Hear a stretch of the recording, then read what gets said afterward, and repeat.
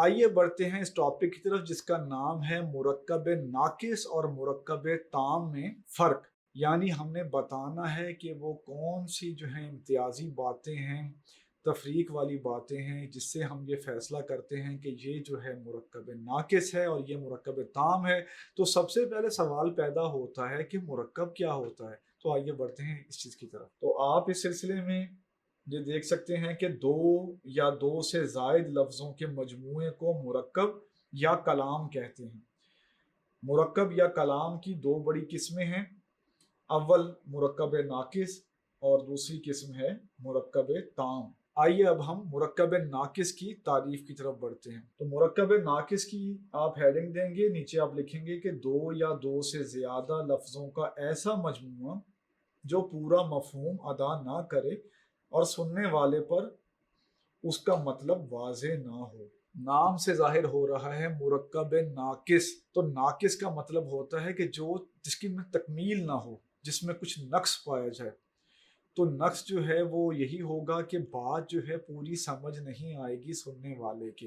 तो आइए अब हम देखते हैं कि मुरक्कब नाकिस की मिसालें क्या हैं। तो मुरक्कब नाकिस की मिसालें ये आप हेडिंग देंगे, नीचे लिखेंगे मेरा भाई, कुर्सी पर, चार आम, चौथी मिसाल है मजबूत दीवार और आखिरी मिसाल है सिलसिले की कीमती घड़ी। तो आपने ये देखा कि मुरक्कब नाकिस की ये मिसालें थीं। बात पूरे तरीके से समझ नहीं आई कि क्या जो है बात का मकसद है, बात का सियाको सबा क्या है, मुकम्मल तस्वीर जो है जहन में नहीं बन रही। अब हम बढ़ते हैं मुरक्कब ताम की तरफ। तो मुरक्कब ताम की तारीफ से पहले हम एक शेर आपको सुनाना चाहते हैं जो हमें इसी वक्त याद आ गया है। वो शेर है कि कोई इबहाम न रह जाए समात के लिए। इबहाम कहते हैं गैर वाज़े होने को, एम्बिग्विटी को कहते हैं इबहाम। कोई इबहाम न रह जाए समात के लिए, बात की जाए तो तस्वीर बना दी जाए। यानी बात इतनी उम्दा हो कि सुनने वाले के जहन में जुजियात समेत जो है वो उसके मानी आ जाएं। कोई इबहाम ना रह जाए समात के लिए, बात की जाए तो तस्वीर बना दी जाए। अब हम बढ़ते हैं मुरक्कब ताम की तारीफ की तरफ जो इसी जो है शेर का मानी रखता है। इसकी तारीफ में आप लिखेंगे कि दो या दो से ज्यादा लफ्जों का ऐसा मजमूआ जो पूरा मफहूम अदा करे और सुनने वाले पर उसका मतलब अच्छी तरह वाज़े हो।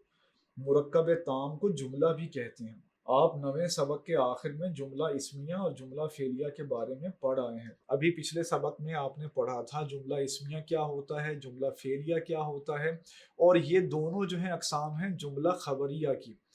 तो ये उसकी ज़ेली अक़साम थी और फिर जो दीगर बातें हैं वो भी इस बारे में आप पढ़ा हैं और हम आपको उसमें बता चुके थे कि ये मुरक्कब ताम जो है उसकी ज़ेल में ये बातें आती हैं। अब हम देखते हैं कि मुरक्कब ताम की मिसालें क्या हैं। तो मुरक्कब ताम की मिसालें ये आप हेडिंग देंगे, नीचे आप लिखेंगे मेरा भाई बीमार है। आपने देखा कि पिछली मिसाल में जो मुरक्कब नाकिस में खाली मेरा भाई था, तो इसको मुकम्मल कर दिया गया है मेरा भाई बीमार है। दूसरी मिसाल वो कुर्सी पर बैठा था। तीसरी मिसाल मैंने चार आम खरीदे। चौथी मिसाल ये कुर्सी बड़ी मजबूत है। और आखिरी मिसाल है असलम ने एक घड़ी चुराई। तो ये हमारा इस चैप्टर का लास्ट टॉपिक था। मुरक्कब नाकिस और मुरक्कब ताम में फ़र्क था। मुरक्कब नाकिस की तारीफ हमने आपको बता दी, किताब में भी ये मौजूद है, हमने उसको दोहराया है, थोड़ा उसको वजाहत के साथ पेश किया है। फिर मुरक्कब ताम, ताम कहते हैं किसी चीज़ के पूरा होने को, नाकिस का मुतजाद है ताम। ठीक है, तो मुरक्कब ताम की हमने आपको तारीफ बताई, दोनों की मिसालें जो किताब मौजूद थी वो आपको बताई, उनकी वजाहत आपको कर दी, एक शेर हमने आपके साथ जो है वो शेयर कर लिया। तो अब तक हमने जो है दो हिस्से जो है उसमें चैप्टर को पेश किया है। पहले हिस्से में हमने मुसन्निफ का तारुफ, सबक का तारुफ, खुलासा हमने आपके सामने पेश किया, मुश्किल अल्फाज के मानी आपको बताए और उसके बाद नसर पारों की तशरीह, उनके सियाक व सबाक, हवाला मतन और उनको उस सवाल को अटैम्प्ट करने का तरीका है वो आपको बताया। इसके बाद बारी आई थी एक्सरसाइज की। तो एक्सरसाइज के जितने भी सवालात थे उनको तरतीब से उनका हल हमने आपके सामने पेश किया। आखिर में हमने सबक नंबर 9 में भी आपको मुरक्कब ताम का कुछ जिक्र किया था, लेकिन यहाँ पे थोड़ा और हेडिंग के तहत जो है मुरक्कब ताम और मुरक्कब नाकिस का फ़र्क जो है वाज़े करना था, तो वो हमने वाज़े किया।